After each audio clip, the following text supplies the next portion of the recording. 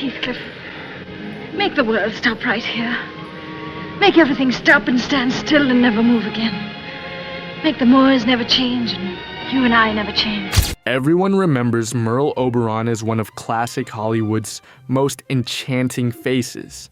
Graceful, glamorous, and seemingly untouchable. But behind the camera, her life was built on a secret so risky that if it had come out, it could have ended her career overnight. In a world that rewarded perfection and quietly erased anyone who didn't fit its image, Merle chose survival over truth. She reinvented her past, protected her secret at any cost, and lived with the fear of being exposed every single day. This isn't just a story about fame and beauty, it's about the price of hiding who you really are. And once you know what Merle Oberon kept hidden, her entire Hollywood fairy tale begins to look very different. She was born on February 19th, 1911 in Bombay, British India, today's Mumbai. Yet the world never knew that version of her.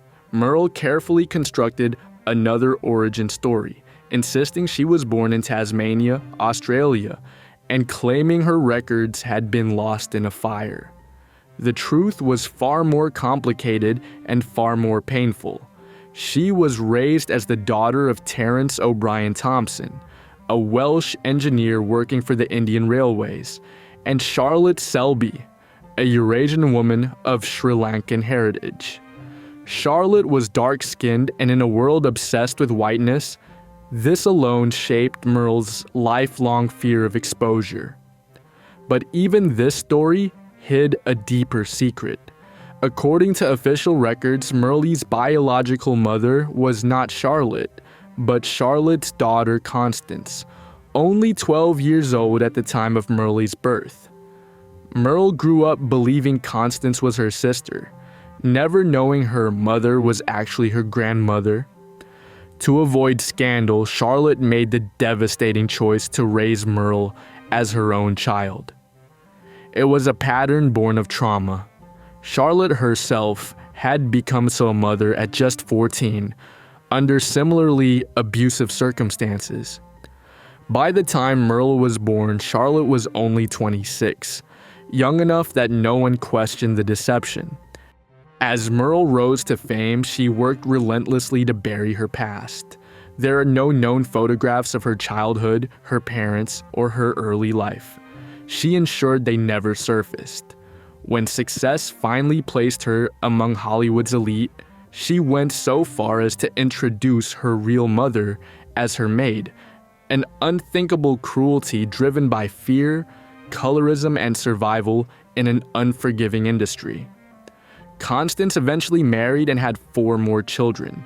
They were Merle's half-siblings, though she kept her distance. Years later, one of them, Harry, uncovered Merle's birth certificate in Indian government archives. The discovery shattered him. He was not her nephew, as he'd believed, but her brother. When he traveled to Los Angeles, hoping to see her, Merle refused. The truth remained buried for decades, revealed only late in life through careful research and a 2002 documentary that explored the tangled myths surrounding her origins. Yet for all the secrets she guarded, Merle's devotion to Charlotte, the woman who raised her, never wavered. She loved her fiercely and considered her her true mother, even after learning the truth. In 1949, Merle commissioned portraits of Charlotte based on old photographs, instructing the artist to lighten her skin. Those paintings hung in every one of Merle's homes until she died in 1979, a quiet, haunting reminder of love, shame, and the cost of becoming a star in a world that demanded denial to survive. Merle's fragile world began to fracture almost as soon as it formed. In 1914, when she was only 3 years old, her father, Arthur Thompson, enlisted in the British Army. He never returned. While serving on the Western Front during World War I, he died of pneumonia, leaving Merle and Charlotte, the woman she believed was her mother, suddenly alone. What followed were years of instability and quiet hardship, spent moving between cramped, deteriorating apartments in Bombay, clinging to survival rather than comfort. By 1917, the two relocated to Calcutta in search of something better. There, Merle briefly found opportunity when she earned a charity scholarship to attend La Martiniere for Girls, one of the city's most prestigious schools. But the promise didn't last. Her mixed heritage made her a target for relentless bullying, and eventually, the cruelty became unbearable. She left school and continued her education at home, retreating inward while her imagination drifted outward, toward films, glamour, and escape. As a teenager, Merle supported herself by working as a telephone operator under the name Queenie Thompson. At night, she slipped into another world, frequenting cinemas and nightclubs, studying faces, accents, and gestures. Her beauty was already striking. Thick, dark hair, sharp cheekbones, a delicate frame. In India, her lighter complexion, lighter than many Anglo-Indians, was praised, and she quickly learned how much value society placed on appearance. She began speaking in a carefully practiced British accent, reshaping herself piece by piece. It was during this period that Merle reportedly began experimenting with skin lightening treatments. In a culture that equated whiteness with status, that it equated with security, she feared that darker skin meant a future trapped in poverty. The products she used, widely sold by British companies in India, promised transformation but carried dangerous consequences. Many relied on toxic compounds like ammoniated mercury, which could cause severe skin damage and long-term poisoning. Years later, when her skin showed signs of injury, Merle would blame a car accident. Some have long suspected the truth was far more painful and self-inflicted by desperation rather than vanity. In 1929, while working at a nightclub, Merle met former actor Ben Finney.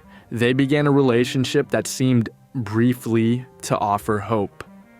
But when Finney met Charlotte and learned the truth about Merle's background, his affection cooled. He ended the relationship, unwilling to be publicly associated with a woman of mixed and darker-skinned heritage. Still in a conflicted gesture, he offered to introduce Merle to film director Rex Ingram in France. Merle and Charlotte gathered what little they owned and made the journey, clinging to possibility. When they arrived, Finney avoided them entirely, afraid of being seen with Charlotte. Yet behind the scenes, he had spoken admiringly of Merle. Rex Ingram, intrigued by her unusual beauty, cast her as an extra in The Three Passions.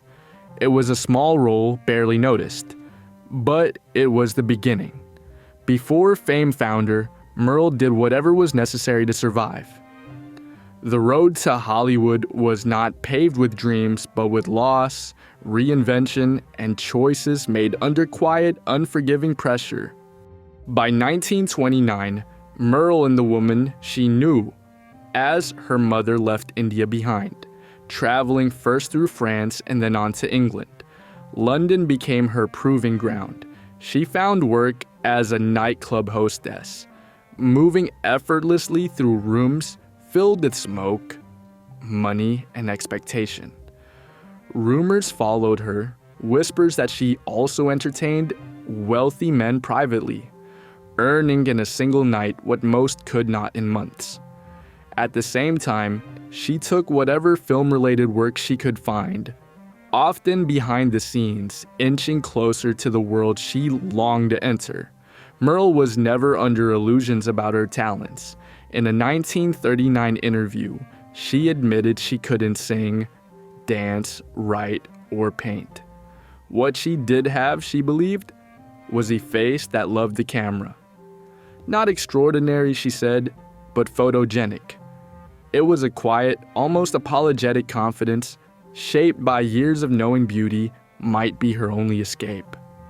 Her life changed when producer Alexander Korda noticed her. In 1933, he cast her in a small yet striking role as Anne Boleyn. At the time, she was still using her birth name, Estelle. Korda insisted on something new, something cleaner, more mysterious. Thus, Merle Oberon was born, a name designed to erase inconvenient truths and replace them with elegance and distance. The film was a success, and doors opened quickly. Roles followed in major productions like The Battle, The Broken Melody, The Private Life of Don Juan, and The Scarlet Pimpernel. Then came Dark Angel, which earned her an Academy Award nomination for Best Actress. It was a historic moment, though one carefully disguised. Merle went on to star in these three, Beloved Enemy, and countless films across Europe and America, her star rising higher with each performance. Yet behind the glow of success was constant fear. Hollywood in the 1930s was unforgiving, and Merle hid the fact that she was born in India, wary of the prejudice that could undo everything. Ironically, history would later reveal what she worked so hard to deny. She was the first person of Asian heritage ever nominated for a Best Actress Oscar. When a newspaper hinted at her Eurasian background in 1935, Merle shut it down immediately, dismissing the claims as a coincidence. The shape of her eyes, she insisted, meant nothing. Even at the height of fame, she refused to look back. Reinvention had saved her, but it also demanded that she leave herself behind. Merle Oberon's personal life was as layered and complicated as the image she presented to the world. In 1939, she married powerful producer and director Alexander Korda, the man who had reshaped her career and her identity. Their marriage, however, could not survive the pressures of fame, control, and distance, and it ended in divorce in 1945. That same year, Merle married celebrated cinematographer Lucian Ballard. Determined to protect her fragile confidence, Ballard famously designed a custom lighting technique, nicknamed the OB light, to soften her features on camera and disguise the scars that had become a constant source of anxiety. Even this marriage faded, ending in 1949. In 1957, Merle sought a quieter life and married Italian industrialist Bruno Pagliai. Together they adopted 2 children and settled in Mexico, far from Hollywood's relentless scrutiny. Yet stability remained elusive. Years later, she met Dutch actor Robert Wolders, 25 years her junior. After divorcing Pagliai, Merle married Wolders in 1975. He remained by her side until she died in 1979, when she suffered a fatal stroke at just 68 years old, an end that felt cruelly early for someone who had lived under such constant strain. It's easy, from a modern distance, to judge the choices Merle made. But those judgments often ignore the era that shaped her. She lived in a time when heritage could destroy a career, when passing was not a matter of vanity, but of survival. Merle carried immense stress surrounding her background, where she came from, how she looked, how much of herself she could safely reveal. That anxiety followed her everywhere. She experienced heart palpitations, chronic fear, and a lifetime of secrecy that took a physical toll. At one point, Australia even considered honoring her as a native daughter of Tasmania. When officials discovered the truth, the moment collapsed into humiliation. Though she admitted she wasn't Australian, she still refused to say where she was truly from. The press never let up. They questioned her accent, her appearance, the moments when something foreign slipped through her carefully constructed mask. Each accusation forced another lie, another defense, another fracture. Behind all of it stood Charlotte, her grandmother, her protector, who sacrificed her own dignity so Merle could survive. Charlotte followed her across continents, lived in her home, and was introduced to the world as a maid. Merle also endured dangerous skin treatments, sulfur-based medications, and later cosmetic surgeries, all in an attempt to maintain an image that would keep her safe. The damage was lasting. Merle was not alone in this. Many women of Hollywood's golden age altered themselves to fit cruel standards, bleaching skin, hair, even identities. What's tragic is that her extraordinary career is now often overshadowed by the secret she kept, rather than the work she created. She was a gifted, versatile actress whose life might have been far gentler had she been born into a more accepting world. Had she lived long enough to see today's industry, where ambiguity is admired and diversity is more visible, she might have finally felt free. Instead, she remains a haunting reminder of how much brilliance was shaped and scarred by fear. Merle Oberon's legacy is far richer than the secrets that once surrounded her name. She was not just a Hollywood star, but a truly international actress who moved effortlessly between British, European, and American cinema at a time when few women, and even fewer outsiders, were given that freedom. Her screen presence was unmistakable. Luminous, restrained, and emotionally complex, often conveying longing and vulnerability with little more than a glance. She is perhaps best remembered for Wuthering Heights, 1939, where her haunting portrayal of Kathy Earnshaw opposite Laurence Olivier became one of the defining performances of classic cinema. The film endures not only for its romance, but for the quiet intensity Merle brought to a character torn between love and survival. Earlier Dark Angel, 1935, showcased her dramatic depth and earned her an Academy Award nomination, cementing her status as a serious actress rather than merely a beautiful face.